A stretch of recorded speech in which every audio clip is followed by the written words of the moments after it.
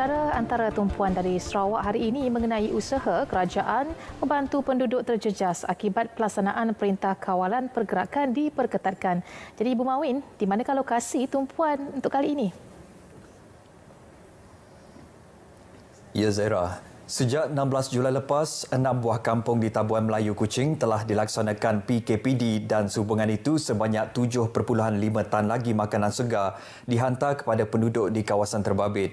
Menteri Pembangunan Usahawan dan Koperasi yang juga Ahli Parlimen Santubong, Datuk Seri Dr. Wan Junaidi Tuanku Jaafar memberitahu pengagihan bantuan makanan tersebut dilakukan oleh pasukan Pusat Hikmat Parlimen Santubong kepada 2,500 keluarga melibatkan seramai 10,000 penduduk terjejas. Datuk Seri Dr. Wan Junaidi menerusi kenyataan media memaklumkan pihaknya sentiasa memantau rapat situasi di kawasan terbabit selain kerap berhubung dengan pemimpin masyarakat bagi memastikan barangan keperluan asas mereka yang terjejas sentiasa mencukupi dalam tempoh PKPD. 6 kampung itu adalah Kampung Tabuan Lot, Tabuan Tengah, Tabuan Hilir, Tabuan Dani, Tabuan Cermelang dan Tabuan Lama. Beliau turut mengingatkan orang ramai agar terus mematuhi prosedur operasi standard SOP dan mengelak keluar dari rumah tanpa urusan penting.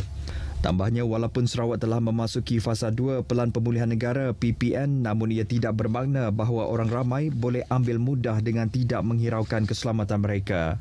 Setakat Selasa, seramai 1.79 juta atau 87.4% populasi rakyat Sarawak telah berdaftar bagi program vaksinasi. 1.68 juta rakyat di negeri ini telah menerima dos pertama vaksin COVID-19 dan 1.2 juta rakyat telah melengkapkan kedua-dua dos.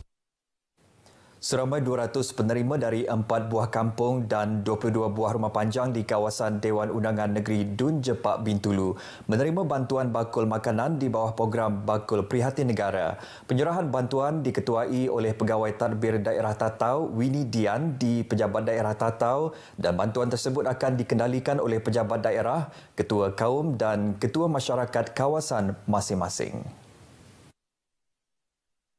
Bantuan berupa barangan keperluan harian seperti beras, minyak masak, gula dan makanan dalam tin dihantar terus ke rumah-rumah panjang serta kampung terbabit dan ini bagi memudahkan penerima yang memerlukan bantuan tanpa perlu pergi ke Pekan Tatau untuk menerima bantuan berkenaan. Seramai 16 orang petugas daripada Persatuan Ketua Masyarakat dan Ketua Kaum KMKK dan Pejabat Daerah Tatau terlibat dalam membantu mengagihkan bantuan itu. Program Bakul Prihatin Negara memperuntukkan sejumlah RM300,000 bagi setiap parlimen bertujuan membantu rakyat yang terjejas terutama ketika negara berdepan dengan pandemik COVID-19. Saudara, seterusnya kita ikuti ringkasan laporan prestasi vaksinasi Sarawak setakat 28 Julai.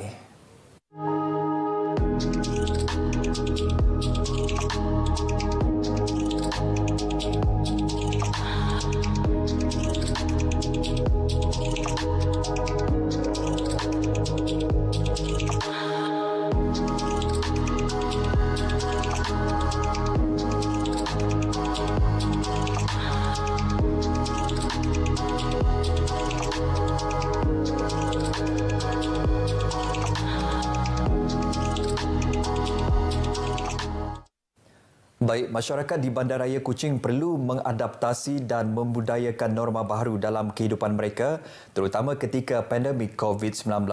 Timbalan Pengarah Jabatan Perkhidmatan Komuniti Dewan Bandaraya Kuching Utara DBKU, Rozaime Malik berkata, penularan COVID-19 telah memberi impak dan risiko kepada sosio kehidupan normal rakyat sejak tahun lalu sekaligus membataskan pergerakan masyarakat.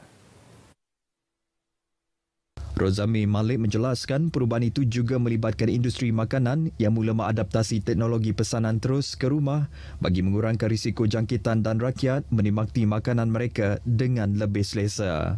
Tambahnya, pembelian makanan menerusi aplikasi dalam talian menjadikan pengguna atau pelanggan mengikut perubahan dan kehendak semasa. Beliau berkata demikian dalam webinar normalisasi baru komunitiku ke arah kebingkisan terhadap COVID-19 di Kuching. Program tersebut dianjurkan oleh DBKU telah menarik penyertaan termasuk daripada pakar kesihatan, pendidik, perunding kewangan dan institusi teknikal bertujuan memberi peluang kepada pertukaran idea dalam kalangan masyarakat semasa mendepani pandemik COVID-19. Seorang penjawat awam lelaki telah mengalami kerugian sebanyak RM31,100 selepas diperdaya oleh seorang individu bagi satu pembelian dron secara dalam talian pada Isnin lalu di Miri. Ketua Jabatan Siasatan Jenayah Komersial, Superintendent Maria Rasid mendedahkan, mangsa menyedari telah ditipu selepas penjual dron itu tidak dapat dihubungi selepas membuat 10 transaksi kepada 5 akaun berbeza yang kononnya untuk tujuan pelepasan cukai kastam. Superintendent Maria menerusi kenyataan media memberitahu mangsa yang berumur 20-an telah diyakinkan oleh suspek bahawa duit tersebut akan dipulangkan semula selepas itu. Dedah beliau sebelum itu mangsa tertarik dengan dron jenis DJI Mini 2 yang dijual oleh seorang penjual dengan harga RM500 sahaja. Beliau dalam pada itu turut mengingatkan orang ramai agar tidak berurusan secara terus dengan pihak penjual, terutama yang tidak dikenali dan tidak mendedahkan identiti, selain mengelak amalan PM tepi atau mesej terus dalam platform e-dagang. Superintendent Maria juga menasihatkan orang ramai supaya membuat semakan nombor akaun bank dan nombor telefon penjual di laman sesawang ccid.rmp.gov.my terlebih dahulu sebelum membuat pembayaran bagi mengelak ditipu. Baik seorang wanita mengalami cedera ringan selepas terlibat dalam kemalangan Kediri di Jejabat Saberkas Jalan Pujut, Miri kira-kira pukul 8 pagi tadi. Ketua Jabatan Bomba dan Penyelamat Malaysia Zona 6 Miri, Lau Po Kiong ketika dihubungi memberitahu kemalangan tersebut melibatkan sebuah kenderaan yang melanggar penghadang jalan raya dan mangsa berusia 26 tahun itu tersepit di bahagian tempat duduk pemandu. Lau Po Kiong menjelaskan unit EMRS ke lokasi kejadian untuk memberi bantuan awal kecemasan kepada mangsa dan seterusnya diserahkan kepada pasukan ambulans Hospital Miri untuk tindakan selanjutnya. Menurut beliau, tindakan operasi oleh pasukan dari Balai Bomba dan Penyelamat BBP Miri katanya adalah membuat size up, berkonsepkan saver dan setelah itu anggota bertindak mengeluarkan mangsa menggunakan scoop stretcher. Baik saudara, sekian berita dari Sarawak. Kita kembali bersama Zera di Angkasa Puri. Silakan Zera.